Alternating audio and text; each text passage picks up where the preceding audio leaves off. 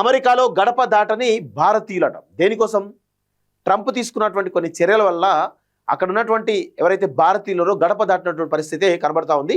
So ఎందుకంటే visa తనిఖీలు చాలా ఘోరాతి ఘోరంగా అమెరికాలో చేస్తున్నారట. సో దానివల్ల భారతీయులు బయటికి వెళ్ళే పరిస్థితి కనబడతా ఉంది.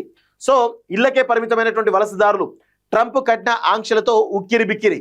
విదేశాలే కాదు, అమెరికా లోపలి ప్రయాణాలు రద్దు చేసుకున్నటువంటి వైనం అగ్రరాజ్యంలో సందర్లేని న్యూ ఇయర్ కేఎఫ్ఎఫ్ ఎన్వైటీ సర్వేలో వెల్లడి అంటూ చూస్తూ ఉన్నాం. సో ట్రంప్ ఏవైతే ఈ వీసాల పైన ఏవైతే ఆంక్షలు విధించిండో, సో ఇప్పుడు ఎవరైతే వీసా లేకుండా అక్రమంగా అక్కడ చొరబాటుదారులు ఉంటున్నారో వారిపైన కొరడాజులు పెంచేందుకు సో ట్రంప్ చాలా పెద్ద నిర్ణయం తీసుకున్నాడు.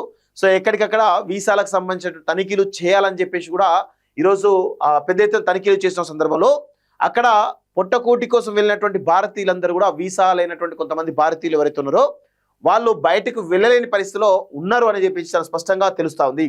సో వీసాలపై అమెరికా అధ్యక్షుడు డొనాల్డ్ ట్రంప్ విధించినటువంటి కఠిన ఆంక్షలు భారతీయ వలసదారులను ఉక్కిరి బిక్కిరి చేస్తున్నాయి. దీంతో భారతీయ వలసదారులు సహా ఇతర దేశాల నుంచి వచ్చిన వారు సైతం గడప దాటి బయటికి రాలేనటువంటి పరిస్థితి ఏర్పడింది. ఒక్కసారి అమెరికా నుంచి బయటికి వస్తే తిరిగి అనుమతిస్తారో లేదో అన్నటువంటి భయం వారిని తీవ్రంగా వెంటాడుతుంది. దీంతో వలస వీసాలపై వచ్చిన వారు ఇళ్లనే అంటిపెట్టుకొని ఉంటున్నారని Kaiser Family Foundation New York Times సంయుక్తంగా చేపట్టినటువంటి సర్వేలో వెల్లడైంది. అమెరికాలోకి వలసలను తగ్గించే లక్ష్యంతో ట్రంప్ ప్రభుత్వం వీసా నిబంధనలు అత్యంత కఠినంగా అమలు చేస్తుంది. ముఖ్యంగా H1B వీసాల విషయంలో అధికారులు కఠిన నిబంధనలు అమలు చేస్తున్నారు. దీంతో వలసదారులు విదేశీ పర్యటనతో పాటు అమెరికాలోని దూర ప్రాంతాల పర్యటన కూడా దూరంగా ఉంటూ సో ఇమ్మిగ్రేషన్ అధికారులకు దొరకకుండా ఈరోజు వాళ్ళు పెద్ద ఎత్తున ఉంటున్నట్టుగా దాచుకున్నట్టుగా చాలా స్పష్టంగా చెప్తా ఉన్నారు. సో ఇది ఏంటంటే అమెరికాలో వాస్తవంగా ఎవరైనా మన దేశంలో ఉండాలన్నా వీసా ఉండాలి, వాళ్ళ దేశంలో ఉండాలన్నా వీసా ఉండాలి. వీసా లేకపోతే